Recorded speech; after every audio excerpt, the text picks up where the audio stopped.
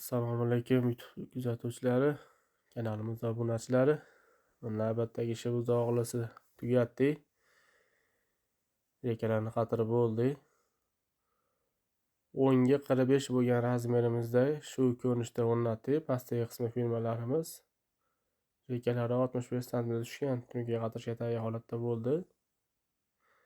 Maykel propnasir qo'yiladi. Silif qo'yilganlarni ko'rib ko'rasa baho berib, tekizligiga.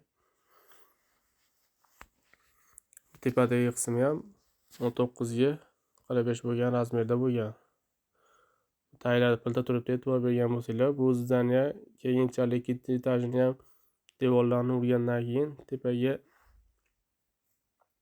olib o'rnatib qo'yamiz. Splashli holatda. Bu o'zi ustunsiz holatlarda bo'ladigan firmani taylaganmiz. Firmani taylini ko'rgan bo'lsanglar, shotili holatda bo'lgan. Bu qilingan ishimiz Buxoroda tugatdi edi xolasa. Tungi qatirishga tayyor holatda bo'ldi. Tungasini kelib qatirib beramiz chiroyli holatlarda. Xizmatlar O'zbekiston bo'ylab. Nomerlarimiz 97lik 168 8118. Aloqaga chiqarasizlar. 20 metr, 23 metr, 24 metrgacha bo'lgan joylarda ustunsiz holatlarda tayyorlab o'rnatib beramiz. Albatta kelishilgan holatlarda.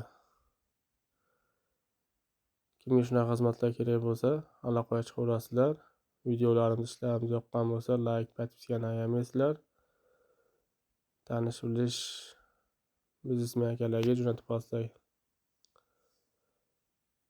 Bunga xolasa sendvich, xolasa propnasi qatasa ham bo'ladi. Bu ko'cha tomondan ko'rinishi.